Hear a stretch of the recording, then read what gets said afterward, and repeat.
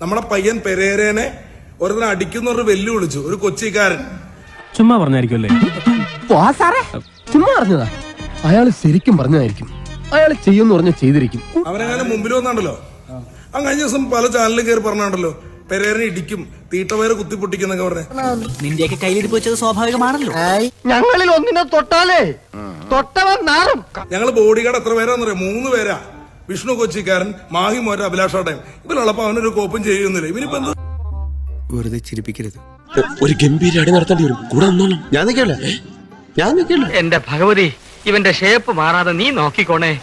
പോളൂ. നീ ഇവിടെ ഉണ്ടായിരുന്നോ? ഞാൻ ഇവിടെ ഉണ്ടായി. നീ ഏത് പരിപാടിക്കുണ്ടോ? ഞാനും ഏത് പരിപാടിക്ക് വന്നാലും ഞാനിവിടെ ഉണ്ട്. അല്ല, നീ എന്തിനാ? ദൈവമേ, ഇവൻ അടുത്തിടിക്കുള്ള ടെൻഡർ ക്ഷണിക്കണ. അവന ഞാൻ തല്ലിട്ട പോളൂ. ഞാൻ ഇന്ന് ഞാൻ ഈ പരിപാടിക്ക് വിളിച്ചാണോ? എന്താണോ വയ്യേ?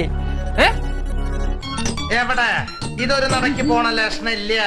ഞാൻ ഇവന്റെ 2 വാങ്ങിച്ചിട്ടേ പോവുള്ളൂ. കഴിഞ്ഞ ദിവസം ഇവൻ വെല്ലു വിളിച്ചു. എന്റെ പഞ്ഞാണ് ഞാൻ തല്ലിയത്. ഏത് ബോഡി ഗാർഡാണെങ്കിലും ഏത് തീട്ടങ്ങളാണെങ്കിലും ഞാൻ തല്ലിട്ടേ പോളൂ. ഓക്കെ, അത്രക്കായോ? എന്നാ രണ്ടിലൊന്നും അറിഞ്ഞിട്ടേ ബാക്കി കാര്യം. എന്തൊക്കെയാ നടക്കുന്നേ? എന്തൊക്കെയാ?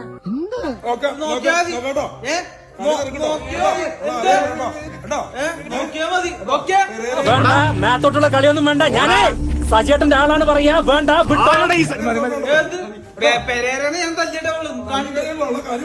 കണ്ട് നോക്കിക്കോ. ഇത് എന്തിന്റെ കേടാണ്? ആകാശത്തു കൂടി പോണ വെടിയുണ്ട കോണി വെച്ച് കയറി കൊണ്ടോളും.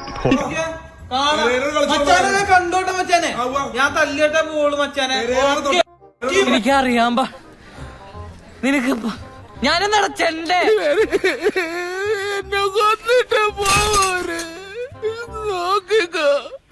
നിനക്ക് ഗുരു കൊണ്ട് പോകൂടാ.